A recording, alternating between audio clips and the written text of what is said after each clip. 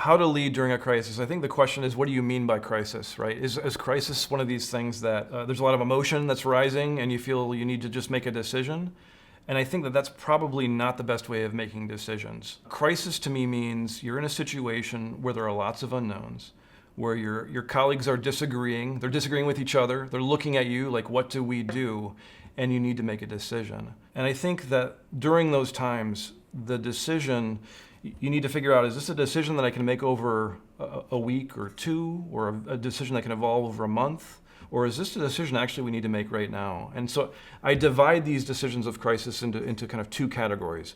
And so one is complex decisions, and then the other ones are decisions that occur during chaos. Let's talk about the complex decisions first. I think a lot of us as leaders, we go into these situations where we have a lot of expertise, we have a lot of experience ourselves, and really like we can, in any moment, someone can ask us a question and we kind of instinctively know what to do. We need to get out of that sort of reflexive, almost robotic decision-making style when we're facing these complex decisions where things are unknown, where things are changing rapidly, where the situation's volatile and emotions are running high. And what we need to do is we need to put aside some time, and whether this is a few minutes or whether this is hours, or you're putting a retreat together, and you want to get a lot of different people together and then gather a bunch of different perspectives. And so why do you do that? If I make a decision about something a question that I hear in the moment, yes, it's based upon my experience. Yes, it's based upon what I've done in the past and what all the knowledge that I have, all the things I know, but it's also behind my blind spots. And so there's things I don't know, that I don't see, that I don't understand about the situation, and I don't even know that. And so what we want to do in those situations, we gather all these individuals, and by gathering individuals with different perspectives, different experiences, they see the same situation in different ways. And during these moments, there's oftentimes disagreement, and those disagreements are very much a part of this complex situation and how you're going to make decisions. And so, yes, someone thinks this, and on the other hand, someone thinks this. These things, they may not kind of reconcile, but they are a part of the bigger picture. And so before you decide, you want to bring people together, gather these perspectives, and then and only then do you move forward to figure out what are the options that you have to pursue. And so what are the things we might do given all these different perspectives? How might we proceed given all these different kind of insights and views around our blind spots? And then after you gather lots of options, then you start to move towards like, what are we actually going to do? We've come up with a bunch of different options. Which of these makes sense? Which of these should we kind of try as experiments to move forward, to kind of poke the environment and then learn from the environment and see how it responds? That's the complex situation. And so that on one side, you're bringing lots of perspectives together, and then only then are you moving forward. Then the other thing is crisis. And so crisis, we can think about with COVID, for example. All of a sudden there's this virus that's occurring over in China. We're hearing about it. It's like, yeah, right, this is never going to happen here. And then all of a sudden, some of our colleagues start getting sick, and all of a sudden this becomes a really big deal and it becomes a pandemic. Do we have time to assemble kind of, like task forces? Can we have a meeting that we're going to schedule once a month for this?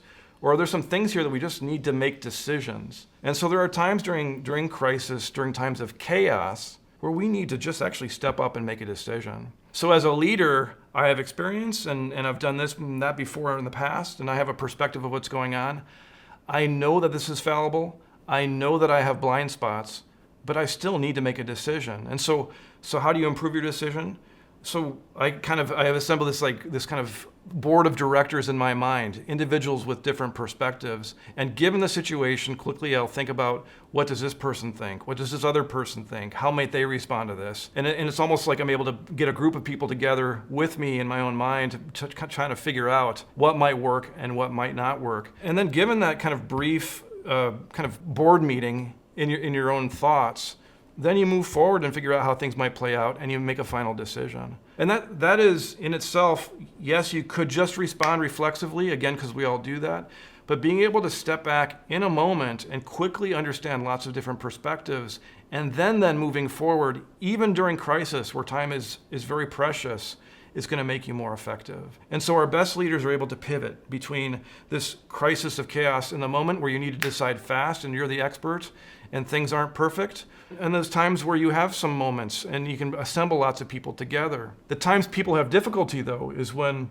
a leader needs to flex both ways. And so if it's a time of crisis of chaos where we need to make a decision, I may be a command and control style leader. And if it's a time of complexity where we have some time, what I want to do is I want to actually more facilitate and draw a lot of people together and collaborate. These are two different kinds of leaders. And so the leader during chaos, if they go over to this time of complexity where really you should be gathering perspectives and they're still commanding and controlling, they're not going to be successful. And on the other hand, if you're a leader who's really good at facilitating collaboration and now a crisis of chaos comes and you need to make decisions now, you can no longer bring all these people together. You need to have the confidence in the moment to be able to make a decision, understand that yes, your decision will be fallible because you don't have all the information, but it's exactly the right thing to do moving forward. And so our best leaders reconcile these two different situations and they're able to respond to a crisis quite well.